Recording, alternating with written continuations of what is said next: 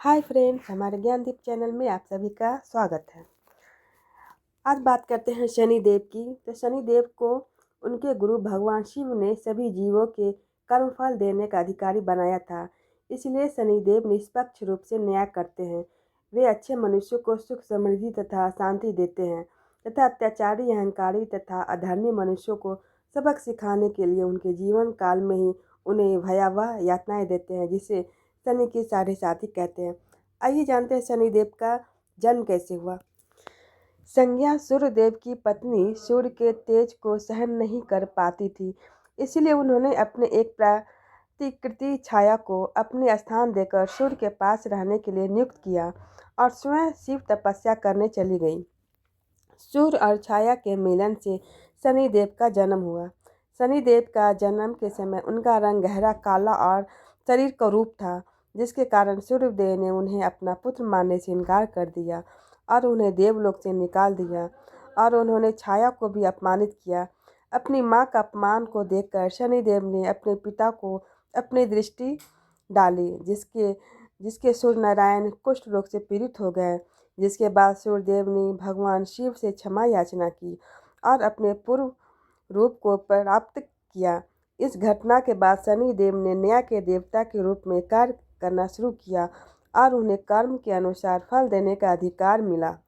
शनिदेव को कर्म फलदाता भी कहते हैं। तो माँ के प्रति अपने पिता सूर्यदेव के व्यवहार से शनिदेव कुंठित रहते थे।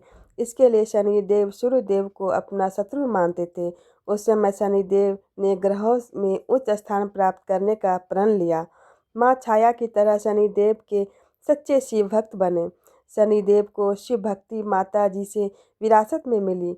शनिदेव ने ग्रहों में सर्वश्रेष्ठ स्थान पाने के लिए भगवान शिव की कठिन तपस्या की। इस तपस्या से प्रसन्न होकर भगवान शिव ने उन्हें न्याय करने का अधिकार दिया। इसके साथ ही शिव जी ने शनिदेव को मोक्ष प्रदान करने के भी वरदान दिया।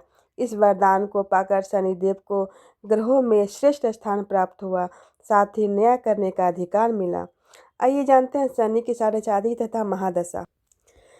शनि साढ़े साथी वैदिक ज्योतिष में शनिदेव को 7 वर्ष तथा चलने वाले गोचर को कहते हैं, जिसके व्यक्ति के वर्तमान में पिछली और अगली राशि पर शनि का प्रभाव पड़ता है। यह अवधि 7.5 साल की होती है और 3 चरणों में बटी होती है, जिसके हर चरण में 2.5 साल होता है। साढ़े साथी को शनि के कर्मों के आधार पर फल देने का समय माना जाता है, जिसमें व्यक्ति को अनुशासन सिखाया जाता है और यह जीवन में परिवर्तन और चुनौतियों का दौर होता है। शुरुआती दौर में व्यक्ति को मानसिक कष्ट हो सकते हैं और दूसरे चरण में शारीरिक व आर्थिक समस्या आ सकती है। यह समय शनिदेव द्वारा व्यक्ति को जीवन की महत्वपूर्ण सीख और अनुशासन सिखाने का होता है। यदि व्यक्ति अच्छे कर्म करता है तो वह इस अवधि में शनिदेव उसे अभूतपूर्व सफलता और उन्नति भी प्रदान करते हैं। शनि महादशा ज्योतिष में लगभग 19 वर्षों तक चलने वाली एक महत्वपूर्ण अवधि है, जो आपके जीवन के कर्म, रिश्ते, स्वास्थ्य, वित्त और करियर पर गहरा प्रभाव डालती है। यह समय व्यक्तिगत विकास और चुनौतियों का भी हो सकता है, जहां व्यक्ति के अच्छे कर्मों का अच्छा और बुरे कर्मों का फल बुरा मिलता है। यह समय शनि देव द्वारा व्यक्ति को जीवन की महत्वपूर्ण सीख और अनुशासन सिखाने का होता है। यदि व्यक्ति अच्छे कर्म करता है तो वह इस अवधि में सफलता और उन्नति को भी प्राप्त कर सकता है। शनिदेव कर्मों के अनुसार फल देते हैं। अच्छे कर्म करने वाले को सफलता और बुरे कर्म करने वाले को कठिनाइयों और बर्बादी का सामना करना पड़ता है। शास्त्रों में शनिदेव के शरण में रहने वाले साधकों को अपने जीवन काल में तो सब सुखों की प्राप्ति होती है, मृत्यु के पश्चात मोक्ष की भी प्राप्ति होती है। अतः शनिदेव को मोक्ष प्रदाता भी कहा जाता है। शनिदेव को मोक्ष प्रदाता का वरदान भगवान शिव ने प्राप्त से मिला है। शनिदेव को प्रसन्न करने के उपाय बहुत सरल है। पीपल के वृक्ष में शनिदेव का वास है, इसलिए पीपल वृक्ष को जल चढ़ाने से उसकी 3 प्रदक्षिणा करने से ही शनि प्रसन्न हो जाते हैं। शनिवार के दिन संध्या काल में स्नान करने के बाद शनिदेव की मूर्ति चित्र प्रतिमा के सामने सरसों के तेल का दिया प्रज्वलित करनी चाहिए। फिर उनके सामने सच्चे हृदय से शनि चालीसा अथवा ओम सम शनिचराय नमः मंत्रों का जप करना चाहिए। इसके बाद शनिदेव को प्रसन्न करने के लिए काले चने, तिल के लड्डू, काली उड़द की दाल की खिचड़ी, गुड़ चना तथा सरसों के तेल से बनी पूरी का भोग लगाया जा सकता है। अगर कुछ न हो सके तो काले उड़द की खिचड़ी अथवा गुड़ अर्पित करने मात्र से भी शनिदेव प्रसन्न हो जाते हैं। सभी भोगों को लोहे के बर्तन में अर्पित करना चाहिए, जिसमें लहसुन प्याज का प्रयोग नहीं होना चाहिए। असहाय गरीब बुजुर्गों, जानवरों, अपंग लोगों की मदद करें और उन्हें भोजन कराएं, इससे भी शनिदेव प्रसन्न होते हैं। महिलाओं का अपमान न करें और हर प्राणी से प्रेम भाव तथा करुणा भाव रखें। शनिवार को तामसिक भोजन का सेवन ना करें। शनि परिश्रम का कारक है, इसलिए कर्मयोगी बने और परिश्रम करते रहें। ज्योतिष शास्त्र के अनुसार शनिदेव कुछ राशियों पर विशेष रूप से मेहरबान रहते हैं।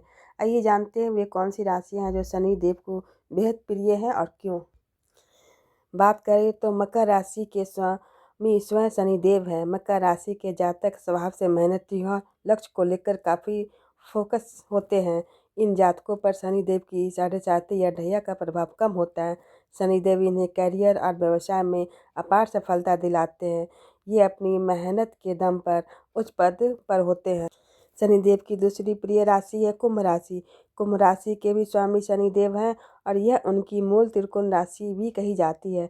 कुंभ राशि के जातक सामाजिक कामों में रुचि रखने वाले और बहुत परोपकारी होते हैं।